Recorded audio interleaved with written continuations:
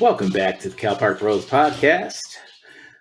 Jason and I have decided to take a school sabbatical on commercial real estate talk.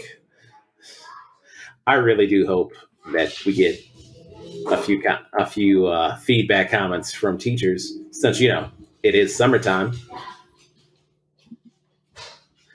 We would love to know what you guys think. I mean, some of y'all might have to be real discreet about giving what school district you work in. May not want to put your government name out there. Yeah, don't want to out yourself and find yourself out of a job the next day. So definitely be smart with that. Yeah, but I do think the world would be a better place if at least we heard what you guys thought about it. All right, enough commercial real estate talk. Jason, a couple weeks ago, shit kind of blew up at the French Open because Naomi Osaka opted to see her way out of the French Open. There was a lot of back and forth, and it was real contentious because she basically said she didn't want to do, any of the mandatory media obligations, and she just decided to bounce basically once the French Open and the governing bodies, effectively, of all of the majors in tennis said, "Yeah, fam, you can't just be not showing up to media conferences. That shit ain't gonna work." What are your thoughts on how that played out? Well, let's go back a little bit. So basically this all started with a tweet that Naomi sent out on May 26th, basically telling everybody on Twitter that, she wasn't going to do any press during Roland Garros, which is, the place that hosts the French Open. And basically citing that, she often felt, this is kind of a direct line from the tweet, "I often felt that people have no regard for athletes' mental health, and this rings very true whenever I see a press conference or partake in one. We often sat there and asked questions that we've been asked multiple times before, and ask questions that bring doubt into our minds, and I'm just not going to subject myself to people that doubt me." So that's her making an announcement that we're not going to do any press, whatnot. And as you can imagine, that got a lot of press. And, so move forward 5 days later, she decided, this is like after she had a first round match, by the way. So she decided 5 days later, she's going to withdraw completely from the French Open, which, as you can imagine, made even more news. She made that announcement via Twitter. And of course, that had several comments, likes, reactions to it as well. And I know for a couple of times in the previous episodes, we talked about the importance of mental health. And we did not specify that to athletes in particular. It applies to anybody, any human being on this earth, whether you're 5 years old or 50 or 60 or 70 or 90 or 100. Your mental health is important, and especially when you're an athlete, that goes hand in hand with your physical health. You really cannot have one without the other. So the fact that she decided not to do the press during the tournament and then eventually pulled out, also for mental health. She said her statement was in that second tweet that she didn't want to bring negative attention to the event itself, but I'm sure, she would also agree that some of that was in addition to her mental health, wanted to keep that sane and ideally focus on tennis, not what people are saying about her in the media about her decision to not do press and withdraw. So, and that was kind of doubled down on as well, because about a day or so ago, a couple of days ago at least, she decided to withdraw from the next tournament, the Berlin WTA 5000 tournament, which is a pre-Wimbledon event. She pulled out of that too. So, and again, obviously that's going to draw some attention as well. But the way I look at that is that's her trying to still get her mental game right and get ready for this possible next big event, which is Wimbledon, which is going to be starting on the 28th of June, which is 3 weeks from yesterday. So, so again, I'm sure she's still working on her physical game, keeping training so she can do well in Wimbledon. But she's also trying to get that mental game ready by skipping the Berlin WTA 5000. I'm sorry to the organizers of that event. Obviously, it's not as big as Wimbledon. Wimbledon is a huge event for those who are not familiar with tennis.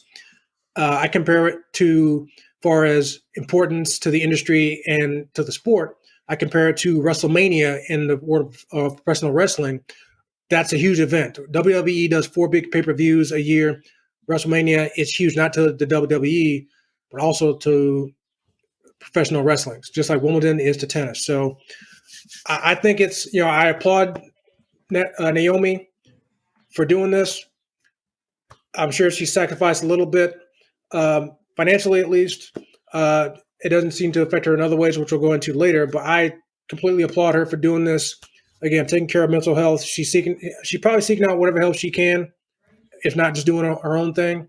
But I completely applaud her. I hope she does get to do Wimbledon. I hope people respect the fact to not put focus on what she did in the last 2 tournaments when it comes to why she did it. Focus on tennis. I understand probably in her first match is going to be a big deal, and that's going to be a challenge for Naomi. I'm sure that that initial talk is going to be about what she did before. But if she wins that first match and maybe a second one, all the talk's going to be over and behind, and probably only going to get brought up if she brings it up herself. But I applaud her. I'll continue to applaud her or any other athletes that takes a stand like this. What do you think, sir?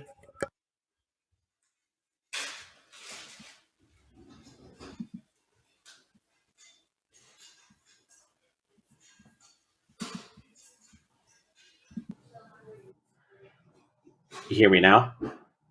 Cool. Yeah, I do find myself being a proponent of mental health for everyone. Um, and I'm not in a position to be questioning Naomi Osaka's mental toughness, but I don't think this went down the way that she thought it was going to go, and I definitely don't think it went down the way that the Grand Slam organizers thought it was going to go, because from their vantage point, tennis players probably do less conferences, press conferences, than probably most stars do in all the sports. I mean, you know, they don't let press in the locker room like that for tennis. And so really it's that press conference is really the only chance that the organizers of that particular slam get to kind of showcase from a media perspective the talent. And so I can kind of understand why the organizers basically said, "Oh no, we're not about to try and have you set a precedent for that shit." Because if they would have done that, then effectively you would have given a reason for other tennis stars to do the same thing.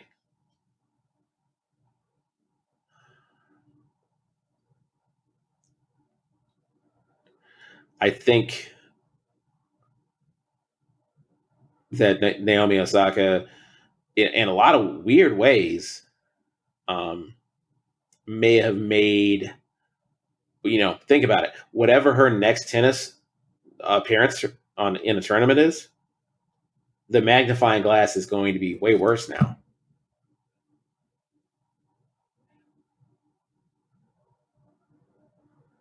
That's the weird irony in all of this, is that in the endeavor to you know get a catch her breath or what have you, they're going to be all over her ass, whether it's Wimbledon or a lesser known tournament.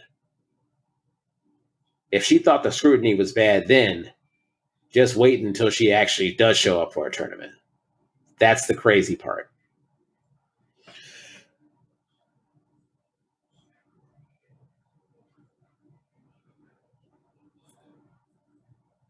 I'm sympathetic, to a point.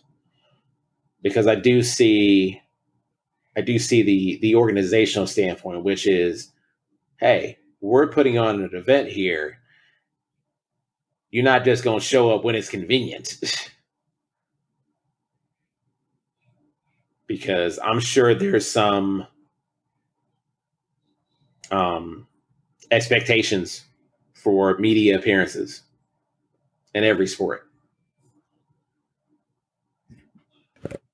Well, you bring that up, conveniently enough. On the 31st, when Naomi released that second tweet about not doing Roland Garros anymore, as far as withdrawing from the tournament, apparently Billie Jean King, who is a tennis legend, as I'm sure many of you are familiar with, I found an article that mentioned that Billie Jean King kind of came out and spoke about Naomi Osaka um, in regards to this, and I'll say this. Uh, she pointed out that this is Billie Jean King to Osaka, that players have a responsibility to make ourselves available to the media. So she brought that up to say there is, like we just said, there is some responsibility to be available to the media, whether that responsibility is on the individual player or if it's the organization saying, hey, you need to do these interviews because that's what we require of our athletes. Now, I do have to say that Billie Jean King did go on to say that I fully admire and respect what Naomi has done with her platform. So I'm a little torn as I try to learn from both sides of the situation. Um, so there is that understanding, at least from Billie Jean King, and as well as a lot of other people. So, um, and I think that's also shown in the fact that a lot of her sponsors, Osaka, are actually supporting her. For those who don't know, Osaka, she has some pretty big sponsors actually from Nike, Nissan, MasterCard, and some others. And all of them have come out and support to say, hey, we support her and what she does when it comes to why she's doing it. We support her mental health, things like that. And also, in fact, a representative from Nike said, our thoughts are with Naomi. We support her and recognize her courage in sharing her own mental health experience.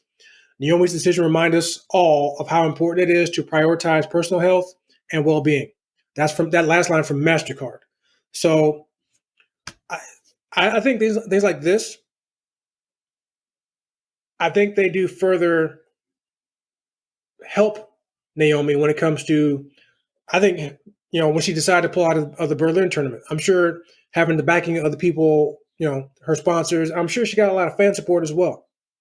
So I'm sure all that support helps make her decision like, okay, I don't know if I should back out of this tournament perhaps, but I am getting a lot of the support, so maybe I'll back out of the Berlin tournament and try to get myself ready for Wimbledon, which again is in 3 weeks. And I agree with you completely. Yeah, that spotlight's going to be on her no matter what tournament it's going to be. I kind of wonder, though, because of that, will that give her more reason to not do Wimbledon? Because the spotlight's going to be even bigger because it is Wimbledon. I mean, it's already like this in general for people, competing at Wimbledon. But for her, now it's going to be like this because of that extra layer of it. But again, I think that's what's going to be initially when they see, okay, Osaka's going to be in the tournament, Naomi's going to play. Okay, let's see how she does after this long layoff from her mental health, break. I think after that first match, it's probably going to be there. She wins that one. Probably going to have to do some interviews at that point to address that from her perspective. But of course, she doesn't have to, and she may not. Then she goes in her second match, wins that. As she keeps winning and playing well, the focus is to go more towards that and away from the mental health aspects. Perhaps until it happens again, if it does. But so I do kind of wonder if she is going to be in Wimbledon or not because of this. I would be surprised if she doesn't, just because it is such a huge event. And not that she hasn't won, Grand Slams before, but everybody wants to win multiple Wimbledon. So, but the good thing is she's still young. She's in her early 20s, so not like she doesn't do this event this year. Ideally, knock on wood, she'll still have plenty more to do. So I'll be very interested to see as we get into, I'd say, the week of the 21st, the week before, if we start hearing more chatter either from her, other analysts, other people speculating on what she is or isn't going to do. I'll be very interested to see what happens in that week in particular. If not, we don't hear anything before. So yeah, that's what I kind of think about that. Again, I'll say I continue to applaud her, what she's doing. Um, yeah, she's not losing money from her sponsors, but I know she's losing money from competing. But she's able to put that on the back burner and realize that, you know what, I need to get right up here because that's more important. Because like I said earlier, no matter who you are, athlete or non athlete, your physical health means nothing without your mental health and vice versa. You got to have them both. Yeah, you're saying she's not losing any money, and all I'm going to say is we don't fucking know that. Well, I'm saying she's losing money because she's not competing in the tournament. I get she's losing money there. I guess you're right. We don't know if the sponsors are taking away her money, but I kind of doubt it because she's still supporting them. So I would doubt that they're taking the money away from her because she's not doing these tournaments. But so she's not losing for money. She's losing money for sure on the court, but I don't think her sponsors are really hurting her too bad either. So, and even if they are, she doesn't seem to care. So, again, hopefully you can hear that applause, Naomi, wherever you are. But this is for you. Yeah, two things I got on that, and then I'll close up shop for the day. Is that number one? The best that she's ever performed at the French Open is third round. So, I don't get the whole, oh, well, she's the star of the show and she gets to call the shots, what have you. I'm like, I could see if she's actually won this fucking thing. Maybe if Serena had pulled that shit, maybe I could see her getting a pass. Because even when Serena Williams or Venus gets shit for something that people maybe don't like, for any antics, either on the court, off court, what have you, it's like, okay, they have the historical professional bona fides, what people basically said, well, they have GOAT status, And I don't want to discount what Naomi Osaka has done up to this point, but unfortunately, she hasn't done so much that she's going to get a pass on this. And I also, I think it's relevant that, other tennis players are dealing with some of the same shit. So it wasn't like, Venus and Serena Williams, every other fucking tennis player at this event had to deal with the same shit. Why should she get a pass? I mean, I have seen some press conferences with tennis players that just have had me blown. I'm like, damn, I can't believe that she actually got to be in this fucking press conference and deal with these questions, but she's doing it. Or he's doing it. Well, like I was saying, man, well, like I said last week in an episode, everybody moves in different directions and different paces, And who's to say that Venus, Serena, or Federer, Jokic, they're not having the same issues when it comes to that mental health, but they choose to deal with it a different way. They don't say anything for whatever reason. So I definitely hear what you're saying when it comes to other people are dealing with those issues in regards to just sticking it out and doing the interviews. But that perhaps adds more of an applause that I give Naomi because she decided to do this anyway, even though no one else in her sport probably has. At least not anybody as high up as she is when it comes to her being second ranked in the world right now. I definitely understand that no one's going to give her a pass, but clearly she doesn't care. Yeah. I also think it was important. I know I referenced one of the Venus and Serena Williams. Venus Williams lost actually at Roland Garros, and the reporter asked her how she handles pressure and stress from the tennis media, and I thought this was a great quote, by the way. For me personally, how I deal with it was that I know every single person asking me a question can't play as well as I can, and never will, she said. Love that. That's an excellent quote, man. Sorry to interrupt there, but I do love that. That's a good point. yeah, I think, I mean, it's no secret that for any of us that have been on a fucking conference call, the difference between that and a press conference aren't that different. And yes, you have to deal with an assortment of fuckery. And yes, sometimes you just have to bear it and endure because you care. So that's all I really have on the Osaka story. You know, I watch with I hope to watch with great interest as she makes her next appearance when she's ready. So, Jason, thank you for your thoughts, and that concludes segment 3. Uh, and we'll go ahead and finish out the show with our final thoughts coming up on Cal Park Bros.